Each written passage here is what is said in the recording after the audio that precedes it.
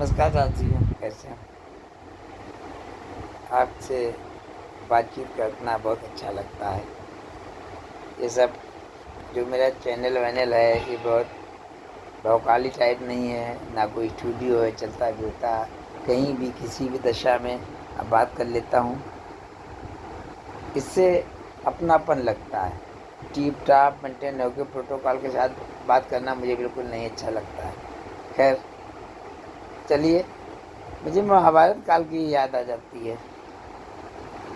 हर आदमी में कुछ खास चीज़ होती है जो लेना चाहे, ग्रहण करना चाहे तो हम लोग ग्रहण कर लेते हैं। महाभारत का युद्ध सभी जानते हैं, 18 दिन चला था।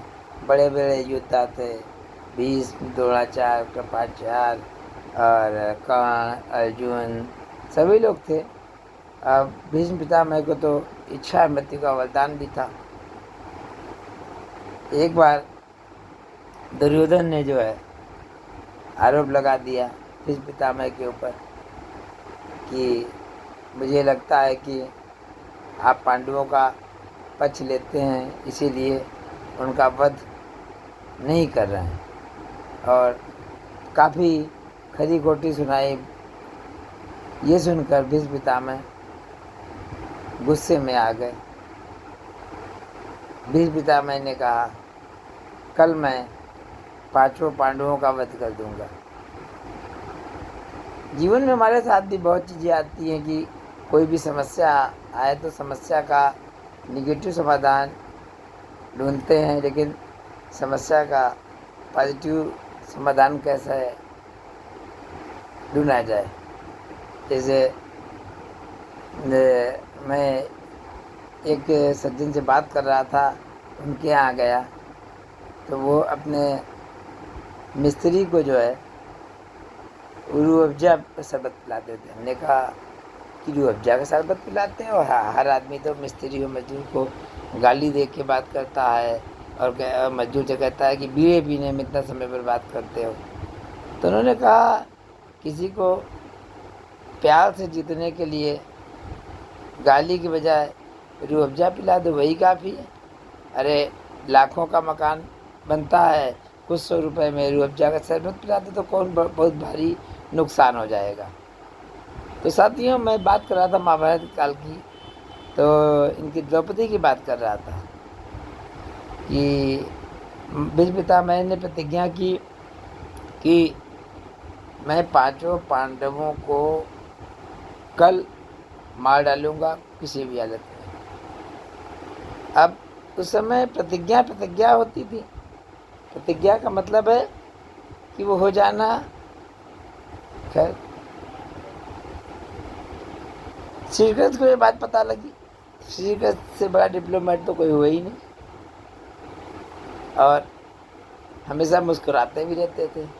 हम लोग जहाँ गुस्सा हो जाते हैं, लेकिन श्री कृष्ण क्या थे, कभी किसी ने गुस्से रूप में नहीं देखा।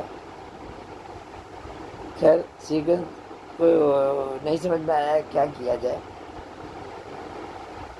श्री कृष्ण ने बहुत सोचा कि कैसे पांडवों को बचाया जाए भीष्म पितामह के प्रकोप से।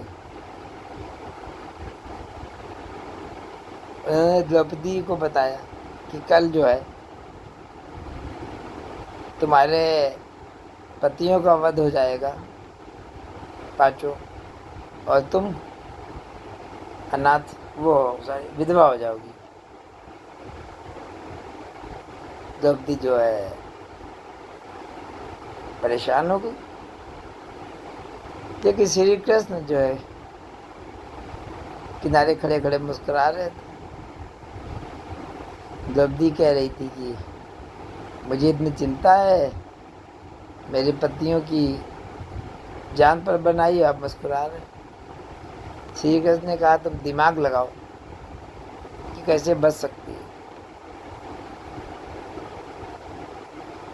द्रौपदी का हाथ दिमाग लगा पाती थी ना।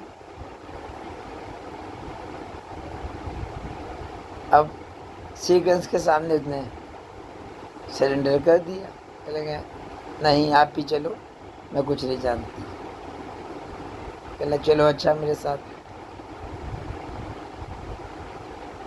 श्री कृष्ण जो है रात में ले गए द्रौपदी को भीष्म पितामह जी के पास। सभी लोगों को मालूम होगा कि युद्ध में दिन में लोग लड़ते थे, लेकिन रात में कोई भी किसी के कैंप में आ जा सकता था। खाली वही प्लेयर वाली भावना की तरह दिन में लड़ाई होती थी कि रात में सब मिलते जुलते थे। खैर ठीक है, भीष्म पितामह के कमरे के बाहर रुक गए और द्रौपदी को कुछ बता दिया था उन्होंने। द्रौपदी गई और भीष्म पितामह को चरण स्पर्श किया तो आशीर्वाद दिया। आशीर्वाद मालूम क्या दिया? अखंड सौभाग्यवती भव। देखिए साथियों, एक तरफ पांचों पांडवों की जान कोई बचा नहीं सकता था और दूसरी तरफ उन्होंने कह दिया कि अखंड सौभाग्यवती भव। इसका मतलब कि उनका जो है उनकी पत्नियों की जो है रक्षा हो गई, मात्र 3 शब्दों से, अखंड सौभाग्यवती भव। और इस तरीके से द्रौपदी ने अपने 5 पतियों की रक्षा की। ये असली अहिंसावादी नीति होती है साथियों। इसे सीखने को मिलता है जीवन में। हमारे सामने भी चुनौतियाँ, परिस्थितियाँ आ जाती हैं, हम गलत कदम उठा लेते हैं, लेकिन सोचना होगा कि कैसे ऐसे लोगों से रिएक्शन लें जो पॉजिटिव रिएक्शन लें, जिससे हमारा काम भी बन जाए और नुकसान भी ना हो। जैसे सांप भी मर जाए और लाठी भी ना टूटे। साथियों, आज के लिए बस इतना ही। संतोष सिद्धार्थ को इजाज़त दीजिए। देखते ही देखते लगभग 98,000 व्यूज़ जो आप लोगों ने दिए हैं, उनके लिए कोटि कोटि धन्यवाद।